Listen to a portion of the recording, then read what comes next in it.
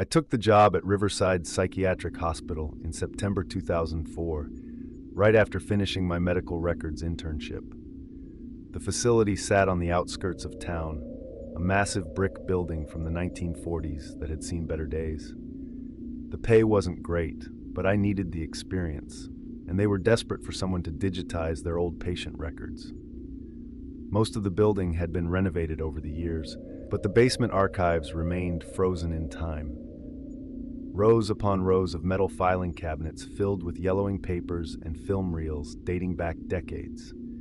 My workspace was a cramped room in the basement, barely big enough for a desk and computer. The fluorescent lights buzzed constantly, and the ventilation system made strange rattling sounds that echoed through the concrete walls. My job was simple: scan the old files into the digital system and organize them by date and patient ID. Most days I worked alone. The other staff rarely came down here unless they absolutely had to.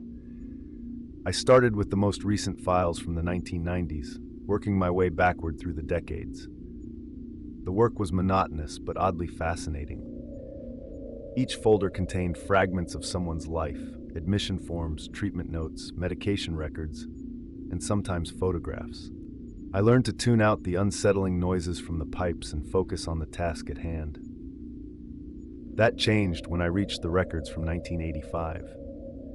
The first thing I noticed was that these files were different. They weren't standard patient records. They were research files, marked with Project Eclipse in faded red ink. Inside were detailed logs of medical procedures I'd never heard of, with terms like cognitive reconditioning and experimental treatment protocols. The patients' names had been replaced with numbers, but their ages and admission dates were still there. Most were between 18 and 25 years old. As I dug deeper into the files, my hands started shaking. These weren't standard treatments. They were experiments. The logs detailed the use of untested drugs, extreme sleep deprivation, and something called sensory modification therapy. The patients hadn't consented to any of it. According to the records, they'd been admitted for minor issues like anxiety or depression, then transferred to a special ward for advanced treatment. I found a reference to additional records stored in the sub-basement. I didn't even know the building had a sub-basement, but there was a key taped to the back of one file labeled SR Access.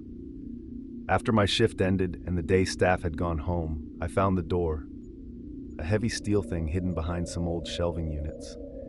The key worked, revealing a narrow staircase that led even deeper underground. The sub-basement was a single long room filled with old recording equipment and film reels. The air was thick with dust and the smell of chemicals. I found boxes of unlabeled videotapes and stacks of observation logs. The most recent ones were from 1986, describing breakthrough results in something called memory suppression therapy. My hands trembled as I picked up one of the tapes and noticed a film projector in the corner. It took me a few minutes to thread the film properly. The projector hummed to life, casting a flickering square of light on the wall. The footage showed a small room with white walls. A young woman sat in a chair, electrodes attached to her head. A man in a lab coat injected something into her arm. She started convulsing, but they kept filming. I shut it off, feeling sick to my stomach. There were dozens more tapes just like it. That's when I noticed another door at the far end of the room. This one was solid metal with a small window, like something from a prison. It was locked, but next to it was a maintenance tunnel that seemed to lead to the same area. The tunnel was narrow, with pipes running along the walls. My flashlight beam showed where it curved around and presumably connected to whatever was behind that door. I followed the tunnel until I found a rusted grate in the floor. Through it, I could see into a large room below. It looked like some kind of observation area, with ancient medical equipment still in place. But what made my blood run cold were the restraints. Heavy leather straps attached to examination tables, and what looked like a dentist's chair bolted to the floor. Everything was covered in dust, but otherwise the room looked ready to use. Back in the records room, I found more recent files, transfer papers from the 1990s showing that some of the Project Eclipse patients had been moved to other facilities. But they weren't normal hospitals. They were military research centers, places I'd never heard of. The dates showed that the project hadn't ended in 1986. It had just moved somewhere else. I started noticing things after that. How the night security guard always watched me on the cameras. How Dr. Matthews, the hospital administrator, kept asking about my progress with the old files. The way certain doors in the building required special key cards, even though they were supposedly just storage rooms. I began copying files after hours, taking pictures with my phone when no one was watching. Last week, I was working late when I heard footsteps in the basement hallway. Through the door's window, I saw Dr. Matthews and two men in suits I didn't recognize. They were heading toward the sub-basement. I turned off my lights and hid behind the filing cabinets. Their voices drifted through the walls. Something about resuming trials and suitable candidates. That's when I knew I had to get out. I submitted my resignation the next day, citing family reasons. Dr. Matthews seemed disappointed but didn't argue. As I packed up my desk, I slipped several key files into my bag, proof of what they'd done. The experimental logs, transfer records, everything I could safely take. On my last day, Dr. Matthews called me into his office. He smiled, said they'd been very happy with my work, and handed me a business card. It was for a research facility in Nevada. They're always looking for detail-oriented people, he said. People who understand the importance of discretion. I smiled, thanked him, and left. That was 3 days ago. I'm writing this from a motel room 2 states away. The files are hidden somewhere safe. Tomorrow, I'm meeting with a journalist who specializes in medical ethics investigations. But last night, I saw a black SUV in the parking lot, and the man sitting inside looked familiar. I think he was one of the suits from the basement. I'm checking out early, heading somewhere they won't find me.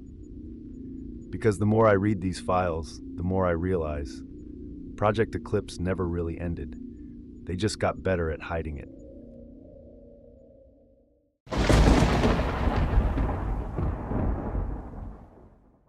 The Pine Grove State Hospital hired me as a night nurse in June 1973. Back then, psychiatric hospitals were different. Massive, understaffed facilities with hundreds of patients. I worked the overnight shift, 11 p.m. to 7 a.m., when the sprawling building fell into an uneasy quiet. The medication room was my responsibility, a small chamber behind the nurse's station, filled with rows of pills, bottles, and records that had to be meticulously maintained. The first few weeks were routine. I'd distribute evening medications, check on sleeping patients, and handle any emergencies. The day shift nurses barely acknowledged me, especially the head nurse, Margaret Whitaker. She'd been there 20 years and ran the ward like her personal kingdom. Every morning, she'd inspect the medication logs before I left, scrutinizing each entry with her wire-rimmed glasses. Things felt off from the start. Patients who should have been improving weren't. Some seemed over-medicated. Others showed withdrawal symptoms despite their charts showing regular doses. The day shift blamed it on patient non-compliance, but something didn't add up.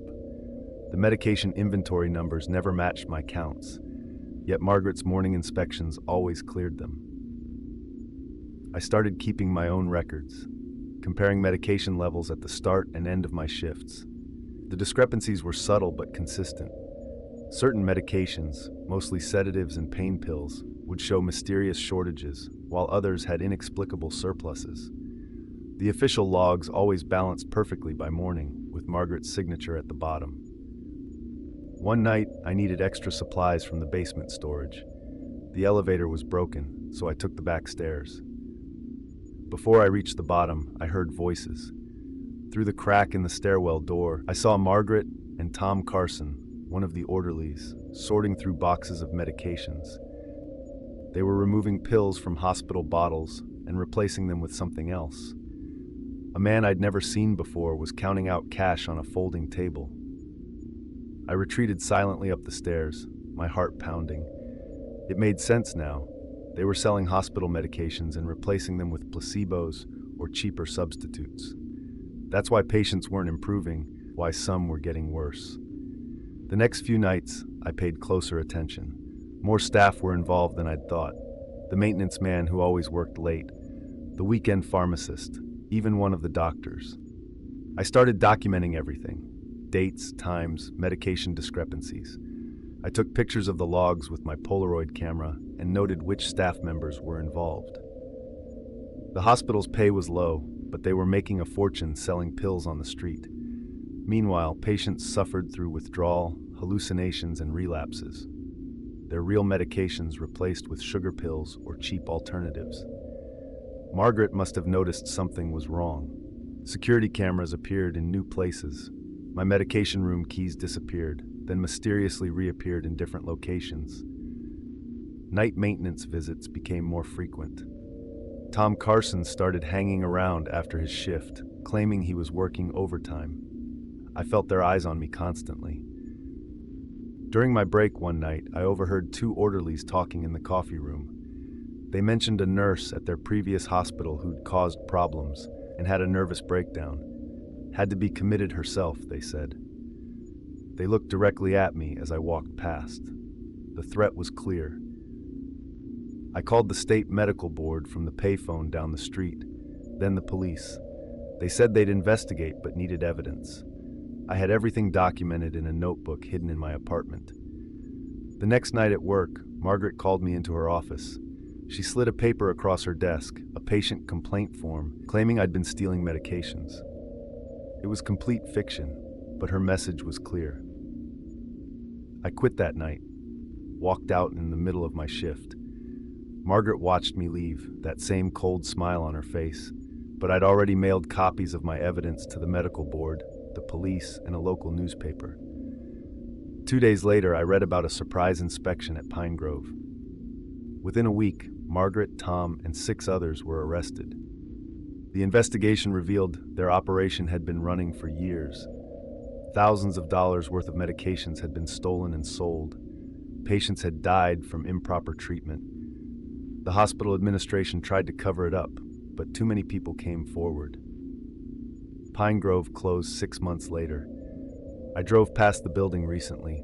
It's abandoned now, windows boarded up, ivy climbing the walls. But sometimes I think about the patients who suffered there, who couldn't speak up for themselves. Margaret was released from prison last year. I saw her name in the paper. She's working at a nursing home 2 states away. Different name, same position of authority. I've thought about making some calls, but my hands still shake when I pick up the phone.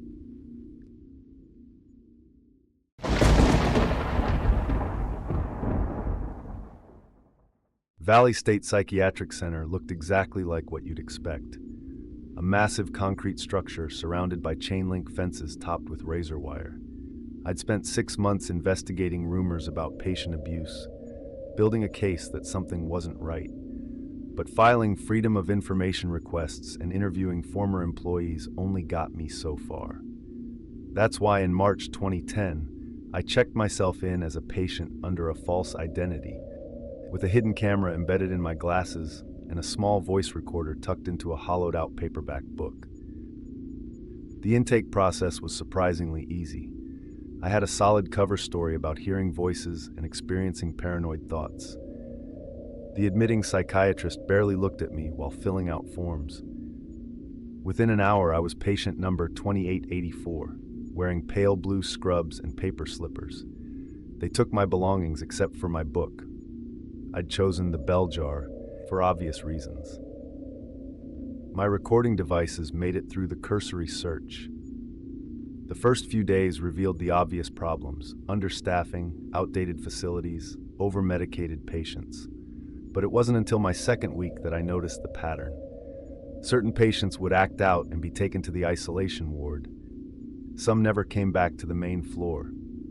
The staff explained away their absences with transfers or releases, but the paperwork never seemed to match up. I got my first real lead in the laundry room. Working there was a privilege for well-behaved patients, and I'd earned it by playing along with their treatment plan. While sorting linens, I found paperwork that had been accidentally mixed in. transfer orders with different dates than what was recorded in the main system. Some patients had been logged as released when they were actually moved to the isolation ward. The orderly who supervised laundry duty, Dave, was unusually talkative. He complained about budget cuts and staff shortages while helping me sort sheets. One day, he mentioned how the isolation ward had its own separate record system. Easier to manage difficult cases that way, he said, not meeting my eyes. Some people need extra care, if you know what I mean. The way he said it made my skin crawl. I found the access point to the isolation ward through the maintenance tunnels. There was a network of service corridors underneath the main building, supposedly for repair workers. During recreation time, I managed to slip away and follow them to a heavy security door. Through its small window, I could see another ward, but this one looked nothing like upstairs. The rooms were more like cells. The evidence started piling up. Medication logs showed patients in isolation receiving doses far beyond normal protocols. Staff meetings mentioned specialized treatment programs that weren't documented anywhere official. I recorded everything, slowly building a picture of systematic abuse hidden behind bureaucratic paperwork. 3 weeks in, I had a breakthrough. One night, I overheard 2 security guards talking about cleanup duty in isolation. They mentioned removing evidence before state inspections, laughing about how easy it was to falsify documents. One guard said something about making problems disappear. The other replied, "Yeah, like that girl last month. What was her name, Sarah?" I lay in my bed that night, listening to the sounds of the ward. Through the air vents, I could sometimes hear screaming from the isolation area. The staff dismissed it as episodes, but now I knew better. They weren't just neglecting patients, they were hiding deaths. The isolation ward was where they sent people they knew wouldn't survive their treatment. The pharmacy records proved it.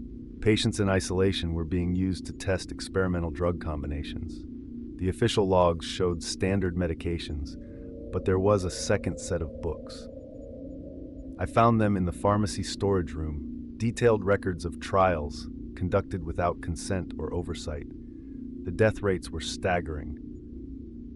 I was in the administrative office, copying files onto a USB drive, when Dave caught me.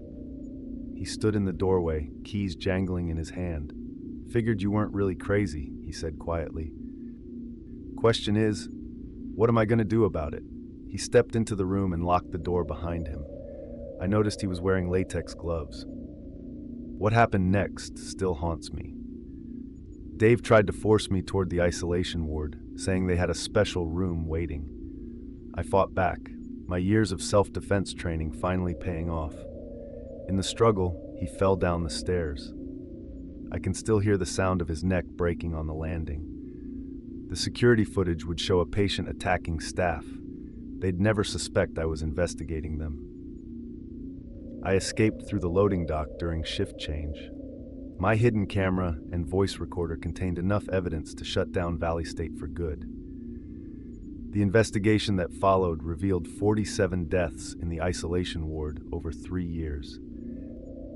They found bodies buried in the woods behind the facility. The hospital administrator and 5 staff members were charged with murder. The trials lasted months. I testified behind a screen to protect my identity, but the nightmares haven't stopped. Sometimes I hear the screams from the air vents, the sound of Dave's neck breaking. The story won me a Pulitzer, but I haven't written anything since. Last week I got a letter from a former Valley State nurse.